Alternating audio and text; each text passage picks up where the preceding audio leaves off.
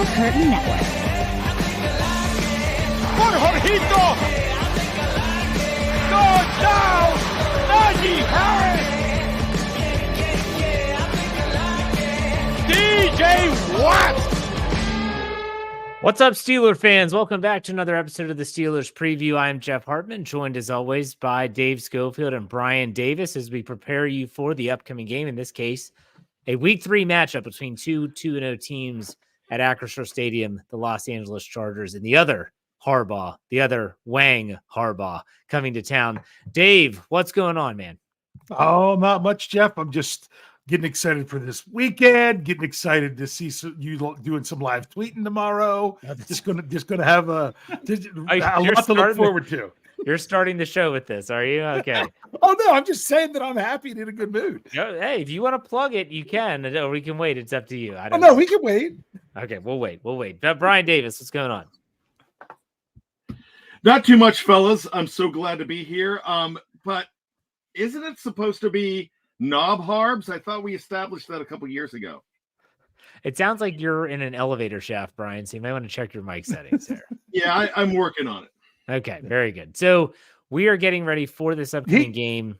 What's up? Yeah, Dave? Bryan said knob harbs. I always just wanted to go with Big Wang and Little Wang. That's just me. All right, so we got a lot to cover in this show. We have a lot of news. We're going to talk about the injury reports, storylines, players to watch, matchups, stuff like that. And then, of course, after our break in the midpoint of the show, we're going to have the over-under game. We're going to reminisce a little bit about Steelers and Chargers, and we'll definitely do trivia at the very end with our predictions in there as well. Let's start off. I want to get right to the injury report because I think that is where everything's going to stem from in terms of our discussion on news. There hasn't been a lot of news this week with the Steelers. They shuffled their practice squad a bunch. James Pierre came back. Ben Skoranek, I think, went on injured reserve. So did Tyler Matakevich. So let's just start with the injury report, Dave. Let's get it right out of the way, and then we'll touch on everything as we go. So go ahead with the Steelers. Yes, well, it was actually a pretty good report today. There's only 3 players who didn't practice, but one of them was just the typical Thursday rest day for Cam Hayward. So only 2 players missed due to injury. That was guard Isaac Seumalo, still out with his pectoral. I thought anyone who thought he was going to maybe play this week, I thought that was a little early. Week 3, I mean, it wouldn't have been to week 5 if he went on IR. So he still has a possibility to get back and have it still be worthwhile.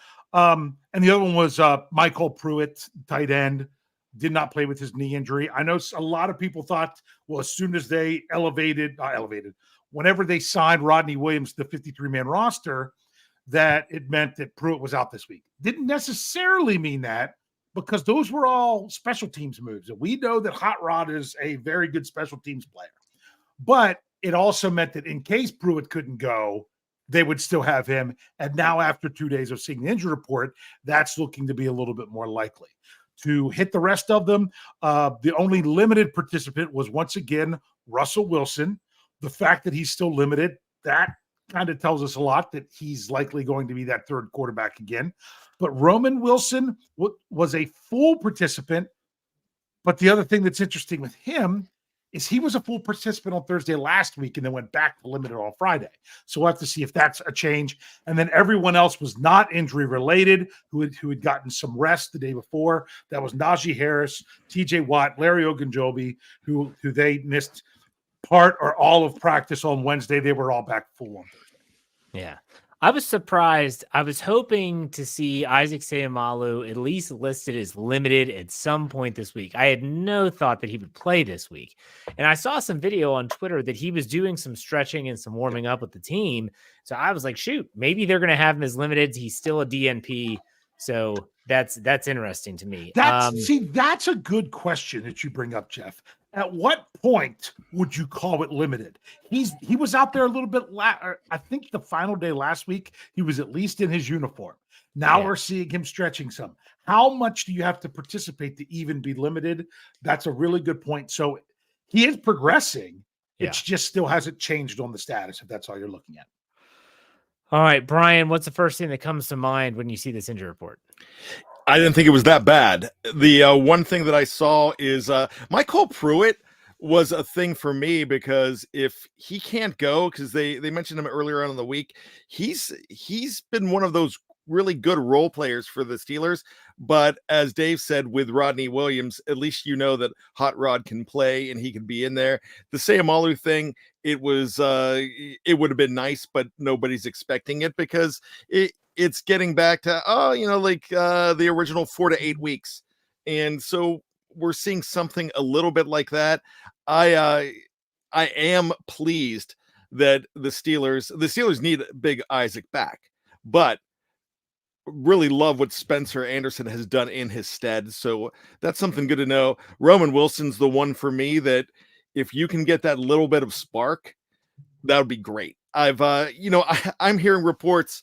I was listening to different shows all around, not on our network, but on our network, but not from Steel Curtain Network. And I was listening and I heard some people suggest that, go out and get Devontae Adams. They're not trading Devontae Adams. The Seahawks are not trading Tyler Lockett. It's not easy to go out and get somebody at this point. Yeah. Dave, just out of curiosity, I'll give you my input in a second. Do you think Roman Wilson will make his debut this Sunday? That's a good question. I think it's a little bit more likely because the Steelers have done it in a way now that they have a spot for him as a fifth wide receiver. I don't know if they would bring up someone from the practice squad or not now with Skoranek on IR, because he really was about special teams. And they kind of covered that maybe a little bit well, but Tyler Mitakevich out too. It really comes down to Friday, because like I said, he was a full participant last Thursday and then went back to limited on Friday. Yeah. It would be neat to see him go up against his old college coach for his first game, but we've honestly, to me, it's 50-50, and really we'll see more tomorrow. So follow up quickly before I give Bryan a chance to answer the same questions, Dave. If he plays, do you think he will actually make a significant impact? That's a good question, because it almost seems like they're holding him out to not play him until they think he can make a significant impact. Sure. I mean, think of how the Steelers handled Martavis Bryant. He didn't play until week 4 or 5, or what. Bryan will know exactly when, his rookie year, because I remember being there and watching him, warming up on the sidelines but not being active whenever he was a rookie. So I could see it either way. Even when he does, I don't think it would hurt to start him now, because I don't know that they should, throw him into the mix in a huge way. And it would be nice to ease him in some, but I really don't know what the thinking is. It was a high ankle sprain, right? Those things are nasty to get back from. Yeah. And if you're not fully recovered, it could be something that affects him all season. True. All right, Bryan, what do you think about Roman Wilson? Well, I think he actually should play. If he's going to make a significant impact, I think he's eased in. To answer Dave's question, that was week 7 back in 2014. He was a little different of a story because he was really raw. He was raw. He was first round talent, but not first offense talent. Yeah. And that was the big problem. So as far as that goes, I think Roman Wilson is more of a character guy. And I have a feeling that when he's there, he's the kind of guy that is a student of the game and he's studying. And I can see him catch maybe 3 balls at the most, and that would be a huge victory for this team, because not a lot of receivers have caught balls for the Pittsburgh Steelers. But when I'm looking at this from the 50-yard line and blimp eye view, I'm looking at this and seeing that if anybody's going to be elevated, it's going to be the tight ends more.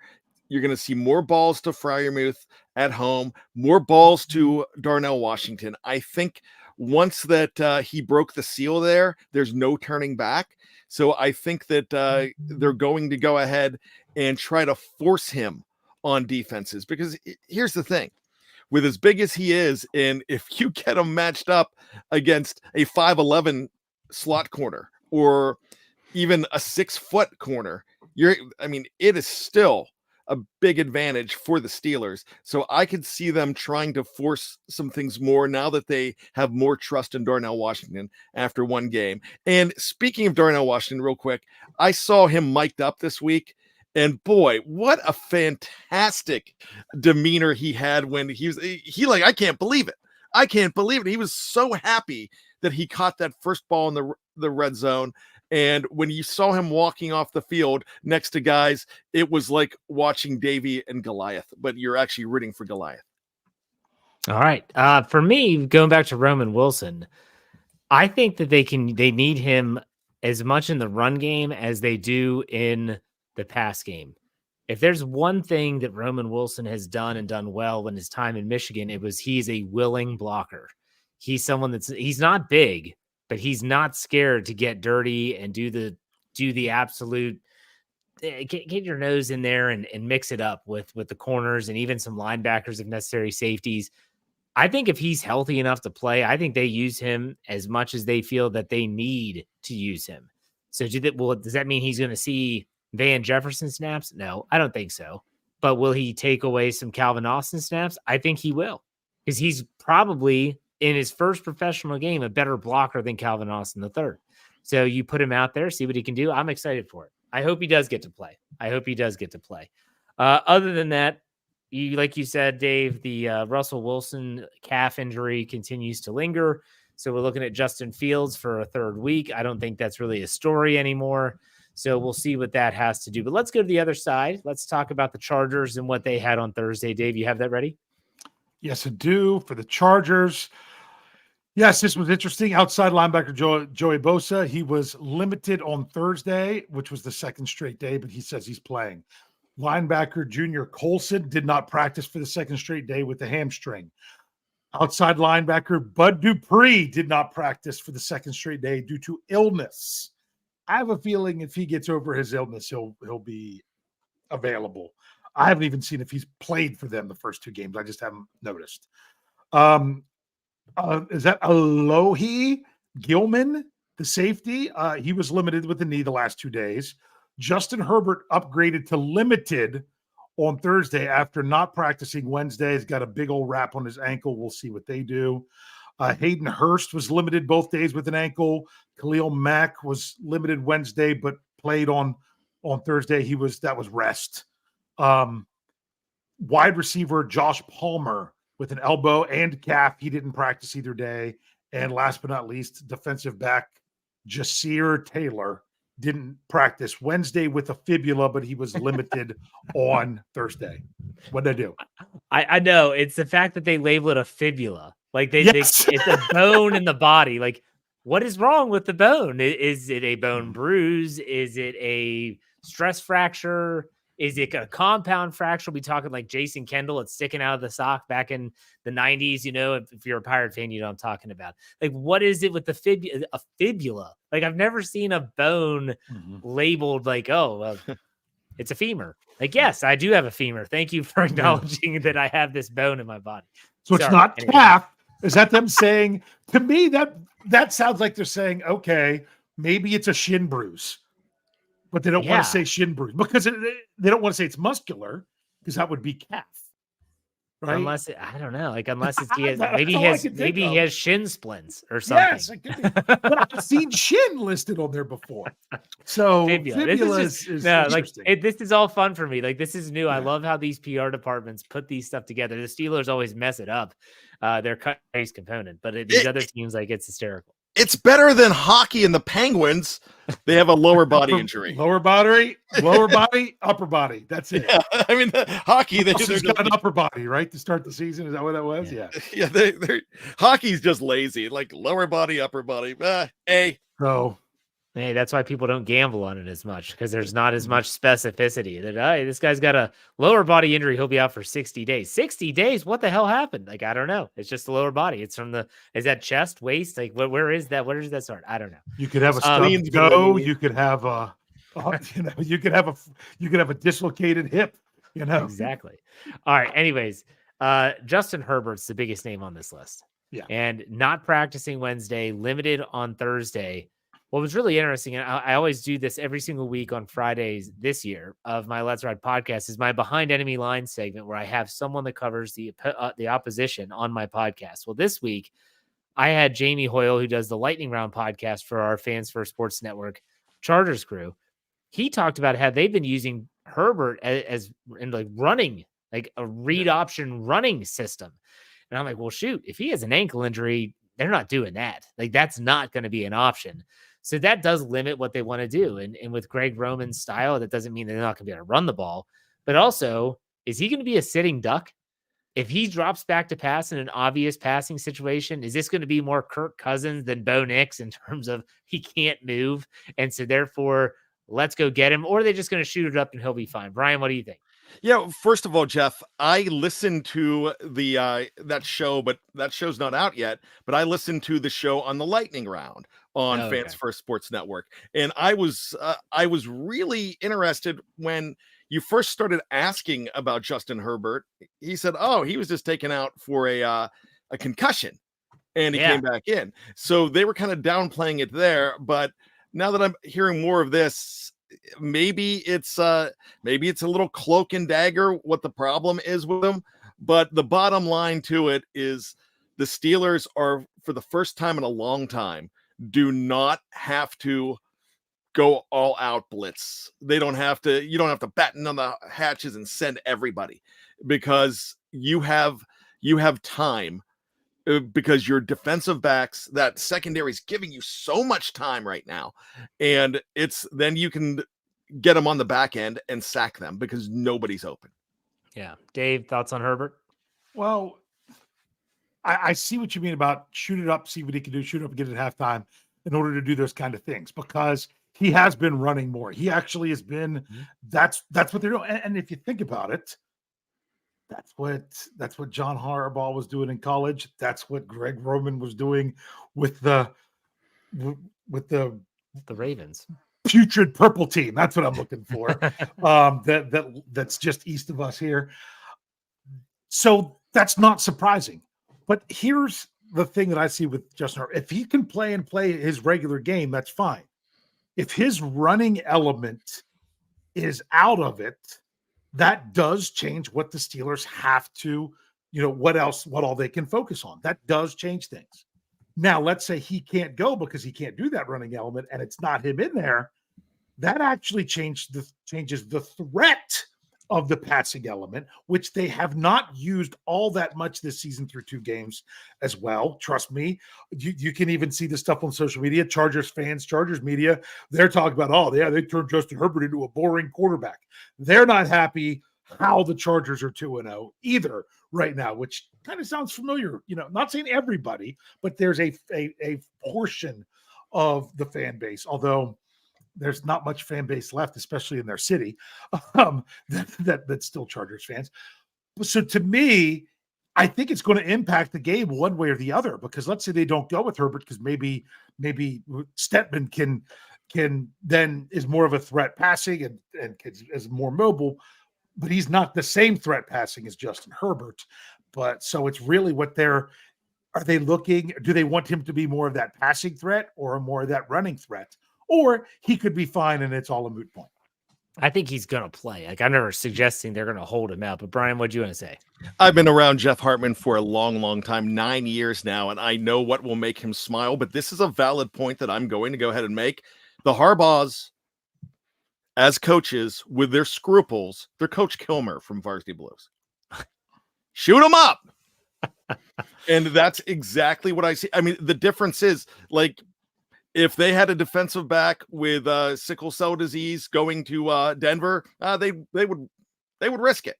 Mike Tomlin doesn't, and that's just one of those things that I see here. There is no regard, because the player is going to say, "I can go, coach. I can go, coach." Russell Wilson's saying, "I can go, coach," and Mike Tomlin's saying, "No, you can't." Ryan Clark, "I can go, coach." No, you'll die. So there's a big difference here. I have been outspoken. I don't care if you're on the putrid purple team. I don't care if you're cheating in college and winning national championships and then leaving and getting them stripped. I don't care who they are, what you are. They have that family of coaches. They do not have scruples. they're winning coaches, but I could see them saying, Justin, just go win for your team. Team needs you. Team needs you, son. Shoot them up. Virgil or whatever the name was in Varsity Blues. Kilmer's Coyotes. You're poisoning my team, son. You're poisoning my team. All right. We're going to take a quick break. We're going to talk about some key matchups, but for those on the audio side, we have a couple ads you need to hear from our very special sponsors. For those watching live, we'll be right back.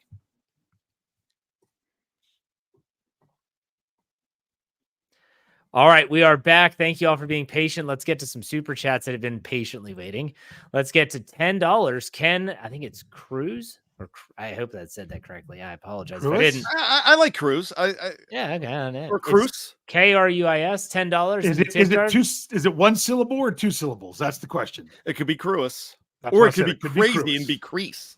Either way, Ken says, appreciate you fellas and the entire SEN crew. LFG Steelers. If you know what that means. We appreciate you, Ken. Thank you very much for the tip, and thank you for checking us out. Hopefully you're checking out all of our content across all platforms like steelcurtainnetwork.com as well. And then we have Nick Gabriel. He says, $2, read my heart to heart in the chat, LOL. Heart to heart? What are you doing, stealing my shtick? Yeah. What the heck? No, I'm just kidding.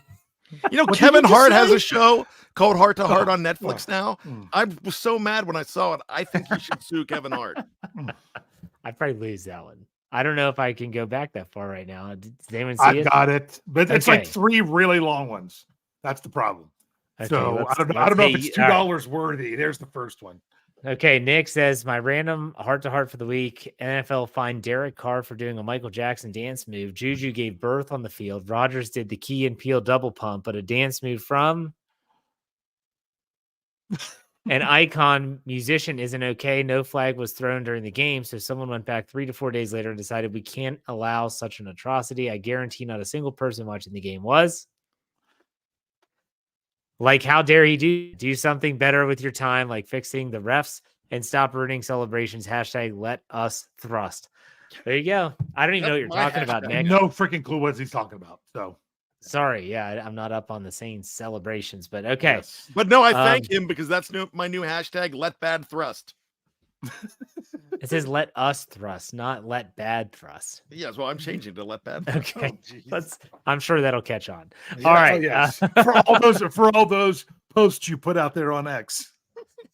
I put a lot of posts on X now. A lot of Raiders fans follow you now. Yeah, a lot. exactly. Yeah. You know what? Got a huge Raiders following. Silver and black. All right, here we go. We're moving on, talking about things to watch, whether this is a matchup, a specific player. We could go in a lot of different avenues with this one. Dave, what exactly are you looking forward to seeing here in this upcoming game? What was that? No, sorry. What I'm looking forward to this game. This could be anything. is, I mean, my goodness, these are the 2 lowest scoring defenses in the NFL through 2 weeks. The Steelers are only giving up an average of 8 points per game, and the only team that's better than that is the Chargers at 6.5 points a game. They're the only 2 defensives that have only surrendered 1 touchdown in 2 games. Everybody else has been more. So it's going to be very interesting to see both how the Steelers defense goes up against that really potent running offense of the Chargers, with the Steelers doing a very good job defending the run through 2 weeks, and also how the Chargers are going to do defending the Steelers. I'm sure Steelers fans are not as nearly as much saying, oh yeah, like we're going to win that matchup. It's the question is, how much can the Chargers swing that matchup in their favor? Yeah, that's a great one because I think something's going to give. We'll get to that when we get to prediction time, but I think something's going to give. Brian, what about you? What are you looking forward to seeing? Dave, since I'm not speaking to Jeff, could you tell Jeff that I'm looking at seeing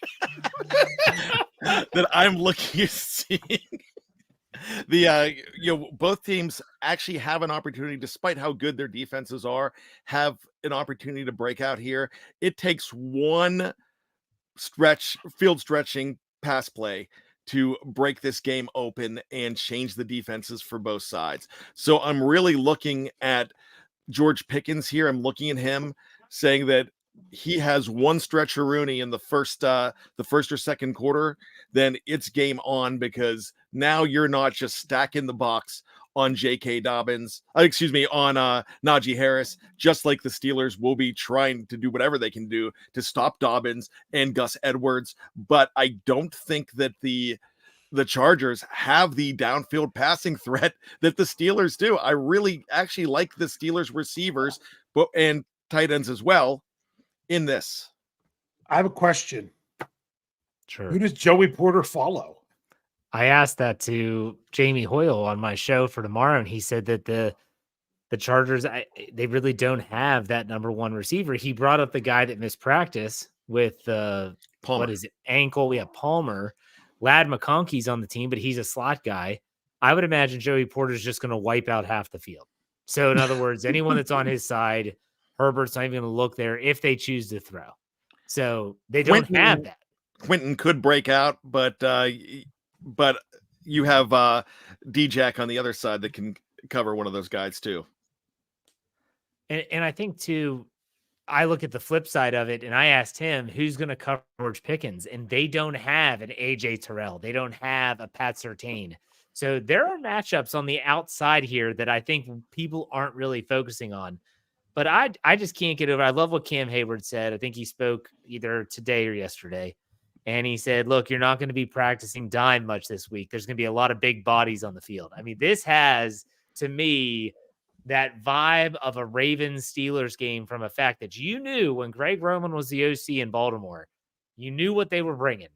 They're going to run it, and they're going to run it, and then they're going to run it some more until you prove that you can stop it. And historically, the Steelers have done that. They've been able to do it. And I've said this all week.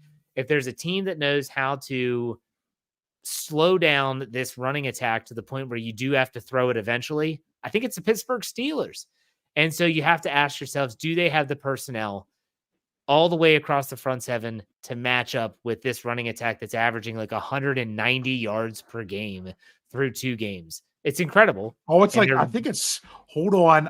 They're not even first though, Dave. They're second behind Green Bay. They're second behind Green Bay because that's what happened when they had to have Malik Willis start. But no, they're actually not even second. They're third. Yeah. They're third rushing yards per game. You'll never guess who's second. Is it the Carolina Panthers?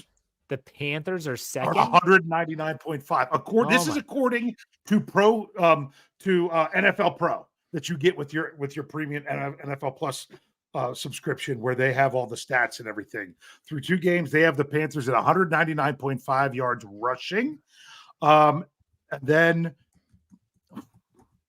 oh wait, I'm sorry. I'm looking at defensive, what they're giving up. Wow. That would have been, I don't know how it ended up with defense. I didn't think Carolina was, that's terrible.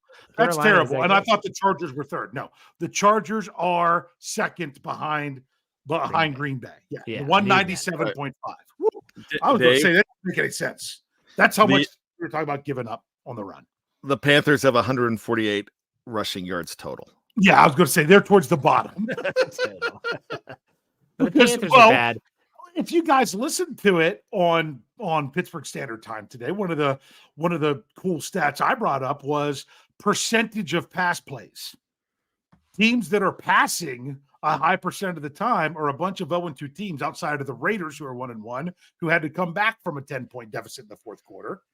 And all the teams that are throwing it the least amount, it's not the Steelers. It's the Saints that are throwing it even less than the Steelers because they're putting up, it down their pit there, I was going to say they're putting up points, but yeah. All right, Dave, what else? Is there anything else you're looking forward to seeing?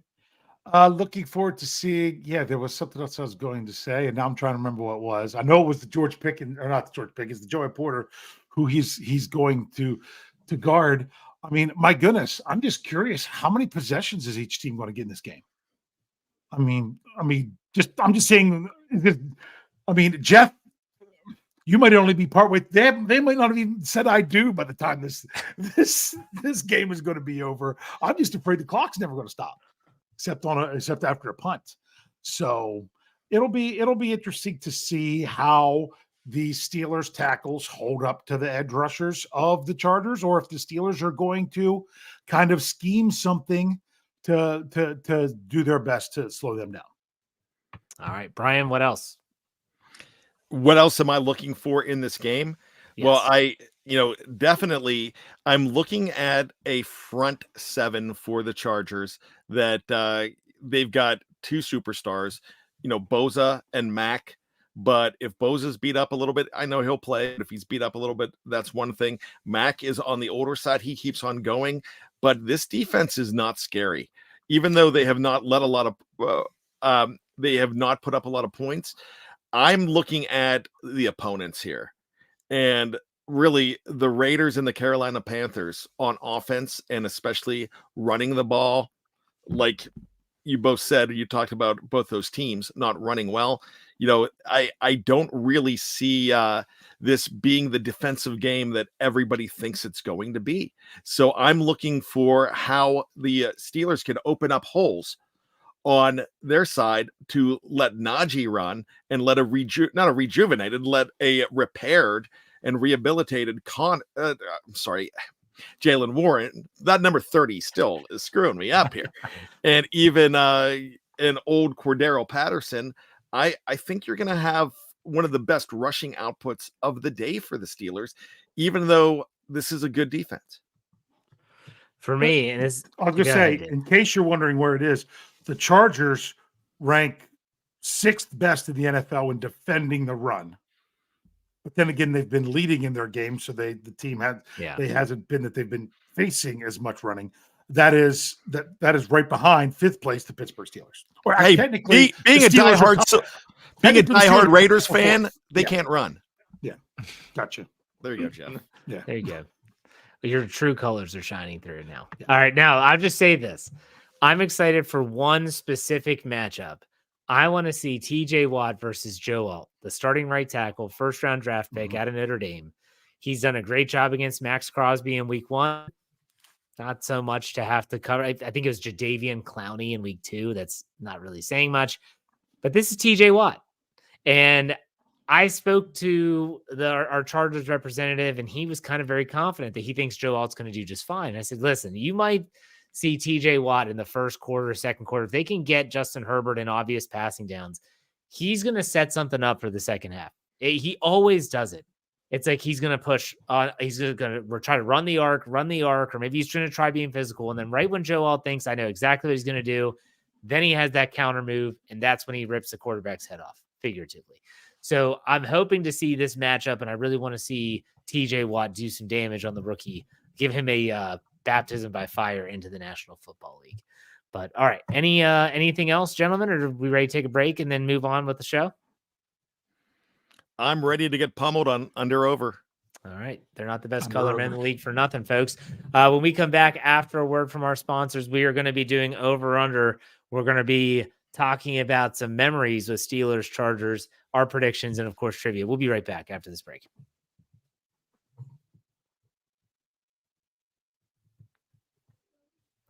All right, we're back.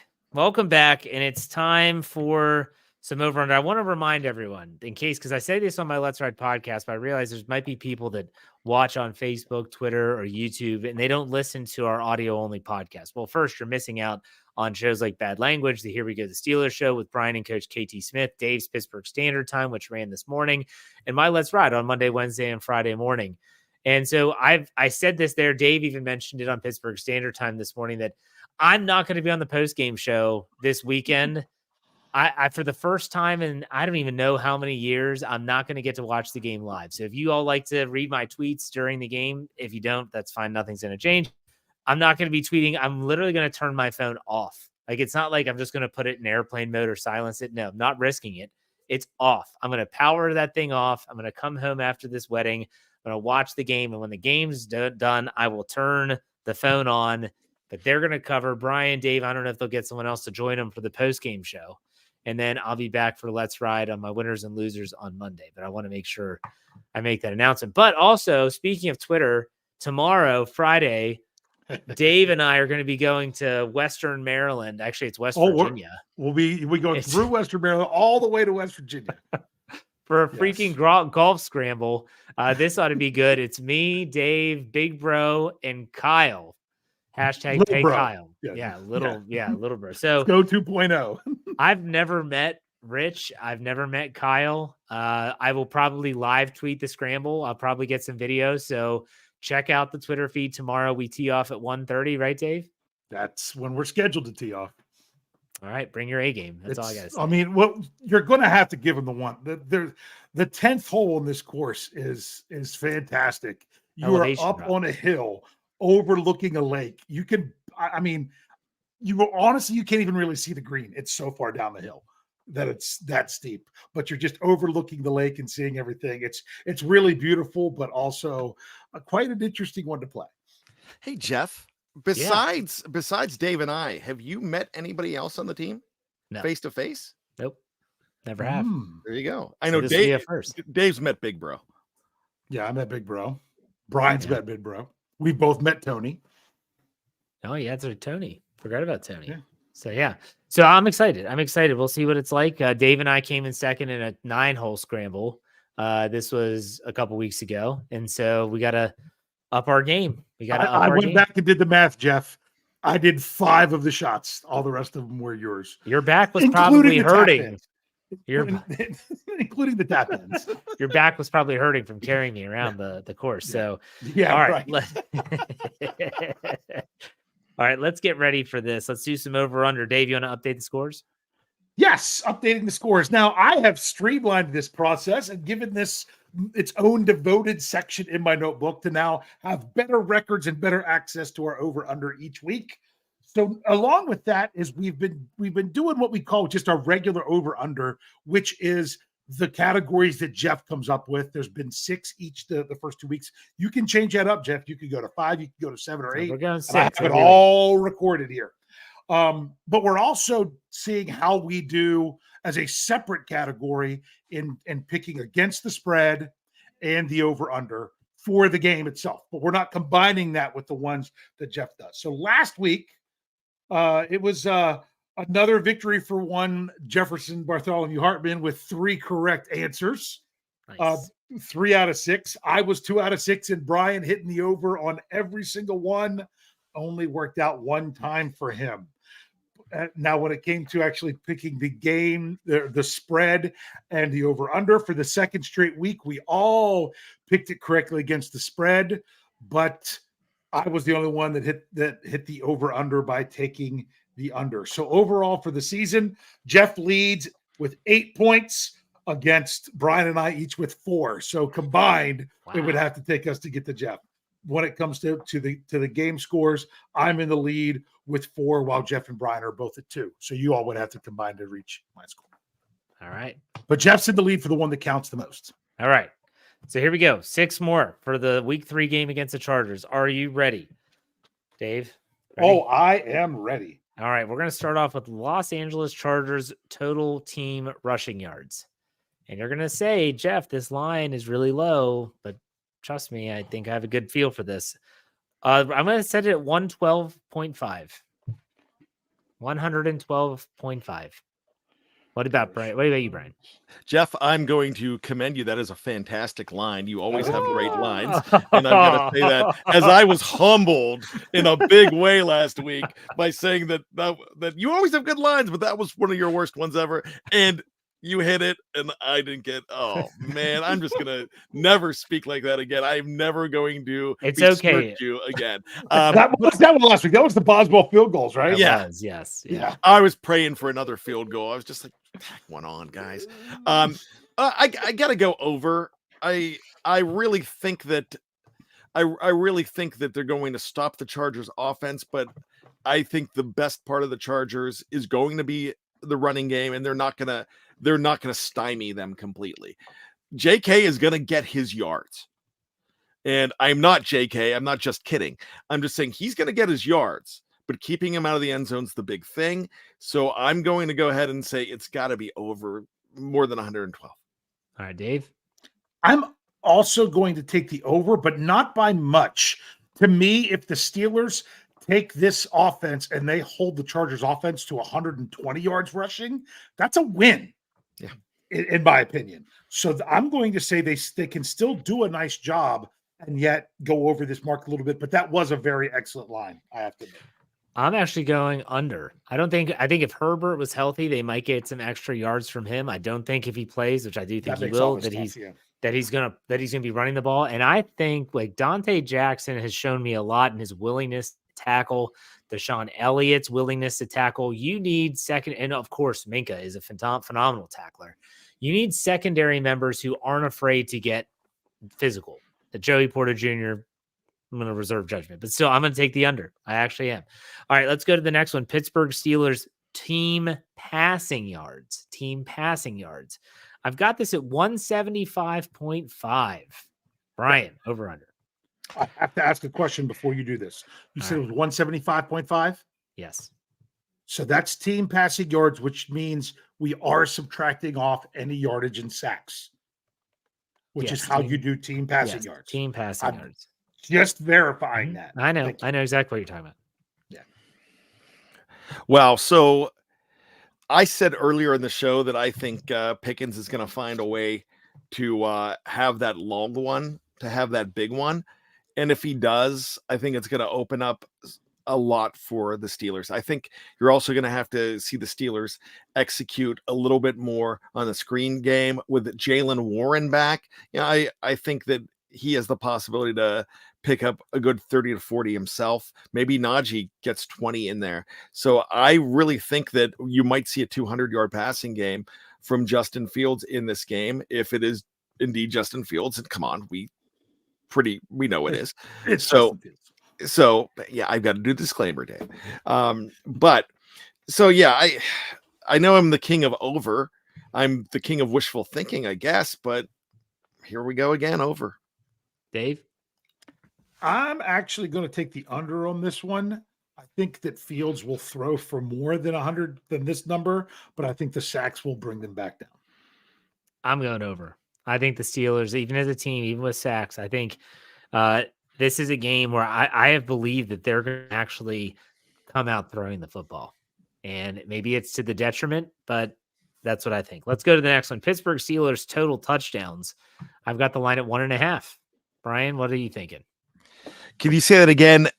Pittsburgh Steelers touchdowns. Team touchdowns. Okay, I thought you said rushing. 1.5. So. 1.5. Yeah, we need an over here. They've got to get 2 this week. Dave? Over. I got to think about what I'm doing for my score and make sure everything lines up. And based on the score, I'm going to have to take the under. Oh, oof. I'm going over. All right. I asked this last week. I'm going to ask it again. Pittsburgh Steelers turnovers. I've got the line set at half. So, Bryan? I think this is the week they get 1, but I'm going to take the over here, but it's only going to be 1. All right, Dave? I'm going to say over as well. Okay. Three games to start the season, not just being 3-0, winning the game would be phenomenal, but to have 3 games without any turnovers, that would be really, really good. They can do it. I'm just not 100% sure that they will. It's a wow. Why did I suddenly forget the fancy word for the shape of a football? It's oblong for a reason. It can bounce anyway. So I'm going under. 3 games in a row. Here we go. All right, next one. Pittsburgh Steelers takeaways. Now, the Chargers have not turned it over a bunch, but the Steelers have taken it away a bunch. I've got the line at 1.5. Bryan, what do you think? I'm going to go with the under here. I think that party is going to slow down a little bit against a team that does not get rattled. Justin Herbert does not get rattled. And I think these running backs can hold on to the ball well. Your biggest chance here is with drawing the ball loose from one of those receivers with trying to get some extra yak. All right, Dave. This is one of those that our partner DraftKings would probably not even have that you could even bet on because of not knowing the status of Justin Herbert. This is really difficult to know because it changes so much to even bet on this. I'm actually going to take the under because I think it's going to be harder to get interceptions or even strip sacks because I think they're just going to face a fewer number of passing plays. I'm going to go under, but I think they do get one. Yeah. I think they do get one. All right, let's go to the last one. Chris Boswell field goals. The line is set at 1.5. Bryan, over under. I'm going to go over here. I think at home, Boswell gets his. I don't think it's hard to get 2 on this, but that's a very good line, Jeff. Dave. Well, last week it was 2.5. This week it's 1.5. Therefore, I am also going to take the over on this one. I am too. I think they get 2. So that leads us right into our predictions for the game. Let's give you our DraftKings odds right now. The Steelers are currently giving 1.5 to the LA Chargers at home. So that means the book is telling you they're not even getting the standard 3-point spread at home. If you want the money line, the Steelers are minus 120 versus the Chargers plus 100 on the money line. The over-under is set at 36. The over-under is set at old Jerome Bettis. So, Bryan, what's your prediction for the game? Did it change in the last half hour? I don't know. That's when I looked it up. You can check. Yeah, it did. What is it now? To 36. You're right. I had it written down from earlier where it was 36 and a half. All right, Bryan, what's your score? I think that the Steelers are going to win with a walk-off Boz field goal and win this game 26-24. Ooh, so a little bit higher scoring than most people are thinking. I like that. Dave, what about you? Okay, so that's the over. This one could be ugly offensively for both teams. And it's really going to come down to who can run the ball more. I think an issue is if you're a team that's trying to catch up at the end, you're going to be a little bit more susceptible to turning the ball over. If the Steelers are trailing and they're trying to get back in it, I'd love to see them try to push the envelope a little bit on offense. And I think it's going to take them having to come back at the end of a game in order for them to do that more at this stage of the season. Not that it's ever, but in the month of September, they're really only going to push it if they have to, because it's more important to hold on to the football. I think the same thing could be said of the Chargers. If they're having to try to come from behind, I think that gives the Steelers the advantage of being able to try to take it away. I see this game coming down to a field goal game in more ways than one, but the difference is going to be the field goal. And ultimately, I went with don't hate the player, hate the game. 12-9 Chargers. Ugh. Okay. Well, shockingly, you guys need to catch up when it comes to picking the over, under, and the spread. So I'm going to give you that opportunity. So the Steelers, obviously I'm going to pick the Steelers. That's a shock. I think this is going to be a higher scoring game, but I'm not going to go where Bryan went. Bryan's, both teams in the 20s. I see the Steelers winning this game 20-17. And so I think that there's going to be a little barely over. That is barely over. That means that it's a good line. So I 20-17, I just think the Steelers are going to be able to put some stuff together. I think the offense is going to open it up a little bit more. Spoke about the advantages the Steelers have on the outside on the offense.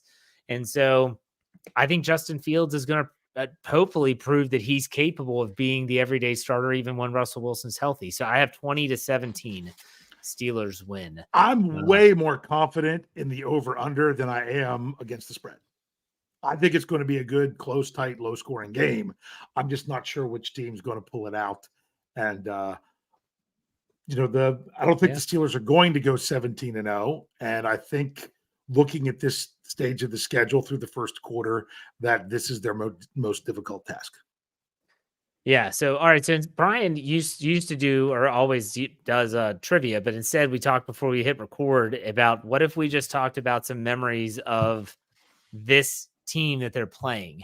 And so just kind of like a trip down memory lane, so to speak. And so Bryan, since this is your segment, I'll let you start off. What do you think of when you think of Steelers Chargers?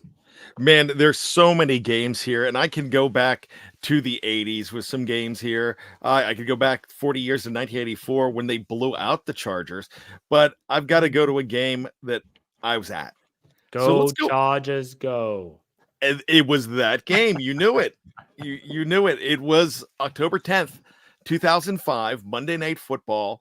and the Steelers went in to play Drew Brees, I believe, was the quarterback at the time.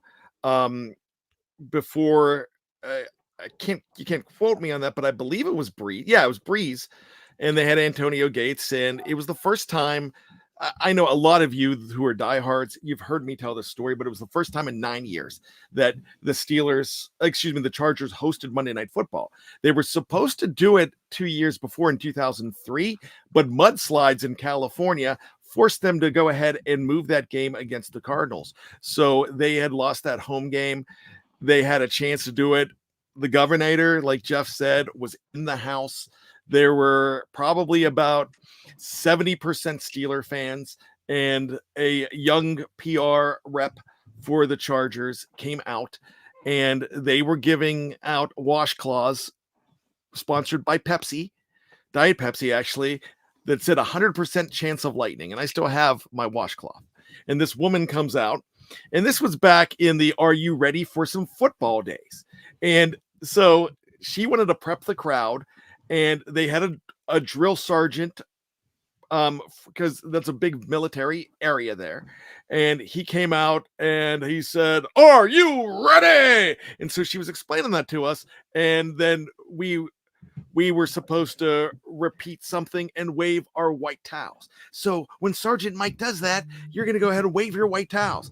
That's all that crowd needed to hear. So the "Here We Go Steeler" chant started, and all these gold towels back and forth like crazy. And she said, "No, guys, come on, we're in San Diego." And then you think that could shut up Steeler fans? It got worse. So I'm watching the game back, and here you go. Al Michaels has started it off, and all you could hear is the chant, and you can see those towels everywhere. This is also the game where I got yelled at because for some reason in San Diego, and I wasn't a fat guy then, I wasn't that big, and for some reason I wasn't allowed to take my shirt off. He was like, "Shirt on." But somebody from the camera crew, she spotted me and she pointed at me, and I had eye black and Antoine Randall white jersey, and I had this goofy helmet hat on, and so I started cheering, and that's the one that got me on that national commercial for the NFL because of that moment. But going back to the game, Ben gets hurt. The Steelers are losing in the final seconds. James Harrison, he picks up a fumble, blasts LaDainian Tomlinson, picks up a fumble, jumps over Tomlinson, that big leaping play that they have captured on picture. But Skippy Reed, Jeff Reed, in the end, a walk-off field goal, just like I predicted this week. I should have went with a score 24-22 because that was the final score then. But it was just a beautiful night, Monday Night Football, and I left there walking on air. And then turn around, that's a Super Bowl year. First time in 26 years. So I'll never forget that game. There's others we can talk about. I know I took a long time on that segment, but I got to paint the picture of how special that game is in my life. All right, Dave, what about you?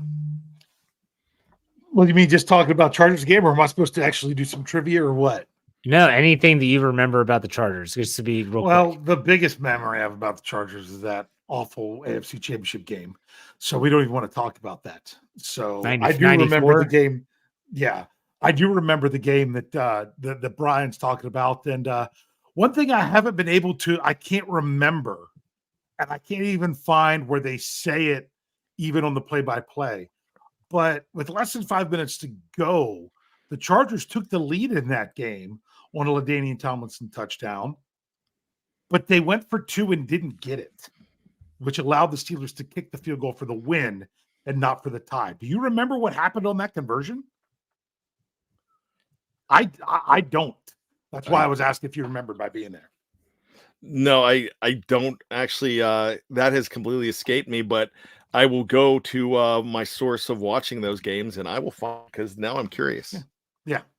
So, because that's when sometimes, man, you always think that field goal really comes down to it, but sometimes it's that 1-2-point conversion play. I mean, Steelers fans know that just from a couple of years ago with the whole the other Wang Harbs trying to go for two to win the game, and TJ Watt totally disrupting the play and winning the game by them not. But that was a, convert and they win, don't convert and they lose. This was oh yeah, you want to go for two to make it a 3-point game, and they couldn't do it. And that's how the Steelers won. But I will ask this. How many times, and this isn't my trivia because I have something else if we're still going to do that or not. How many times did the Steelers play the Los Angeles Chargers? Oh, because they were LA Chargers back in the 70s. No, 1 year in the 60s, 1960. Well, yeah, Dave. The Chargers. I'm sorry, the Chargers. I keep on thinking of the Rams. I don't know why I was thinking of the Rams. Yeah, you're thinking of the Rams. No, the Chargers. No, they started in the AFL, but they never played each other. Is this the third time they've played them? This will be the fourth. Oh, okay. Because it started in 2018. That 30-33 loss in Pittsburgh. That's the infamous Keenan Allen, John Bostic one. Oh gosh, and then the Steelers won with Duck in LA, and then they lost in LA in 2021. They had a massive comeback in that game, and that was that 37-41 game where it's another one of those times where it's like, hey, they scored over 30 points and they lost. The Steelers have a lot of over 30 but lose, that versus the over 30 and win. But I had to look that up because I couldn't remember how long they've been in LA. So, all right. Well, let's go to trivia. Dave, are you ready? Yeah, I have some other trivia because the Pittsburgh Steelers are attempting to go 3-0 to start the season. If they are able to, how many times will that be under Coach Mike Tomlin of going 3-0? In other words, how many times have they already started the season 3-0 under Mike Tomlin? I'm gonna guess that I'm gonna say just randomly, like I'm gonna do the Price is Right $1. That he's only done it one other time. I know. I will tell you this. Of course, he did it that one time in when they went 11-0, so 2020. Yeah. Mm-hmm. But I would actually go ahead and say that 2007, his rookie season, that they went 3-0 to start. But I know they did not do it in 2008, the Super Bowl year, because week 3 was a bad week for them because they lost to the Eagles. 2010, another Super Bowl year, but not a championship. They went 3-0 there because if I'm not mistaken, they played Atlanta, Tennessee, and Tampa. And then the fourth game, they should have went 4-0. And because Charlie Batch started that game, and Michael Orr was offsides a long time, and then Hushman Zada had the winning touchdown, they would have been 4-0 in 2010. So I'm going to say 07, 10, and 20. And that would be correct. There's been 3 times. If they could do it in 2024, that would make 4 times. Really? I got How it? many times? What's that? Yeah, not only did you get the right number, you got the right years. Oh, so wow. there you go. So now the question is, how many times did Bill Cowher start 3-0? Or the Steelers under Bill Cowher? Well, I will tell you this, 1992, Cowher's first year, in week 3, it was against the San Diego Chargers in San Diego to go 3-0. So if I ruin your trivia, I apologize, but they did it for the first time then. So I know 92 was definitely How could you ruin the trivia when I asked you the question? Yeah, go for it. Well, I didn't know whether that was going to be your next one. Yeah. Okay.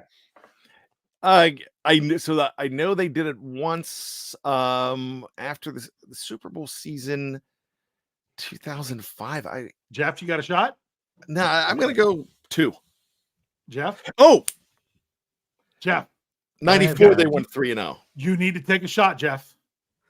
I'm going to guess once. He's only done it once. Man, Jeff gets it this time. He's only done it once. That was at 92. You were correct, Brian, but it was just 92 because in 94 they went 2-1. I don't know. I don't have the specific games in front of me. I do. They had the Cowboys in week 1 national TV and they got crushed. Of course, I have to finish it off. How many times did under Chuck Noll did they start off 3-0? I have no clue. Just rather than break it down like Bryan, you can just take a shot in the dark with the number. Once. Just going once. Definitely 1978. I'll just say 1978. They did it, and I'm going to say that's it. Okay. Coach, if the Steelers win on Sunday, that would mean Coach Tomlin would tie Coach Knoll for the number of times starting 3-0. Chuck Knoll did it 4 times, 73. Bryan is correct with 78. They also did it again the next year in 79. Yeah. And even though it was weeks 1, 2, and 12, they did it in 1982. Yeah, that's right. Very good. Because yes, they went from September to they had to wait till November to get their 3rd win of the season to start 3-0 because of the strike. But that's it. And the only other time the Steelers have ever started 3-0 outside of those 3 coaches was they did it in 1936 with Coach Joe Bach, B-A-C-H. They started 3-0, but unfortunately they finished the season 6-6 and did not make the postseason. Technically that was the Pirates, but who's quibbling? Well, the franchise. All right, good stuff. Let's do some quick final thoughts. Bryan, you're up. You know, week 3 has been good for the Steelers. This is going to be their first test. And I got to tell you, I'm not expecting a win here, but my gut is feeling something. And my gut is feeling something special out of this team. I really think that Justin Fields, I think management and the coaching staff is happy with Justin Fields. I think the fans are going to be a lot more happy with Justin Fields. I go back to what ended up being a magical, weird 9-7 season. I go back to 1989, and that was a really weird year. But they lost those first 2 games 42-10, and I mean 51-0 and 41-10. So it was a total of 92-10. And they had a team that was in the NFC Championship the week before. The Minnesota Vikings come to town, and they were huge favorites. And the Steelers just played Steeler football and dismantled them. And I know the Chargers are not huge favorites here, but anybody's going to go ahead and take this offense over Steelers offense. And I understand it. But I really feel that this is a game maker, a season maker for Justin Fields, and I think he never looks back. All right, Dave, final thoughts. Yeah, this one is a tricky one this week, especially with you don't know about the quarterback situation for sure from the Chargers, which I almost said San Diego there, but I've been doing a really good job not saying that.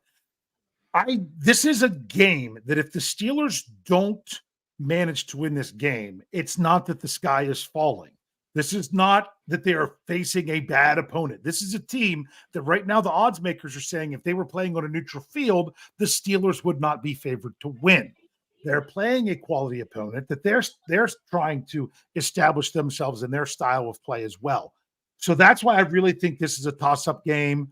I just decided to play the heel this week in taking the Chargers. But man, I still believe that the Steelers can go out there and they could win this game. And honestly, I think they could run up the score.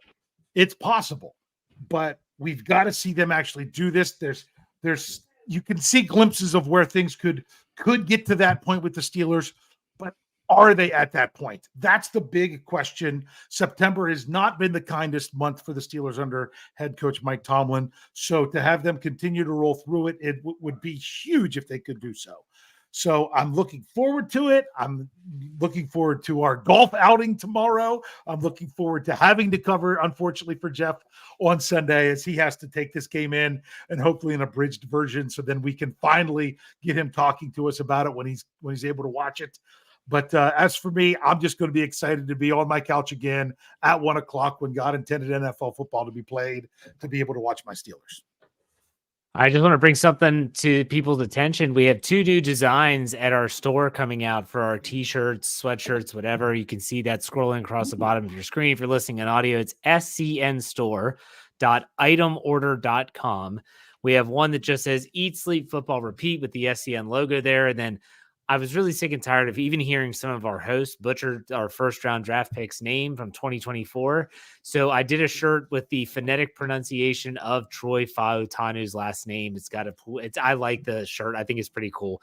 Those should be live Friday. So if you want to check it out, check it out. If you don't know how to find it, check out my Twitter handle. The pinned tweet has a link. Go there, get yourself some new swag, or if they win, be a part of the Victory Monday. There you go. All right, folks, it's been another good Steelers preview. Make sure you check these guys out on the post-game show. Dave, why don't you send us out like you always do? Hey. See you next week. Take it easy.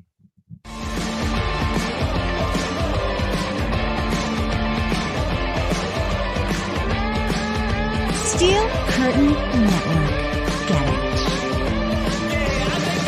Get it. Everybody else gets a little tight.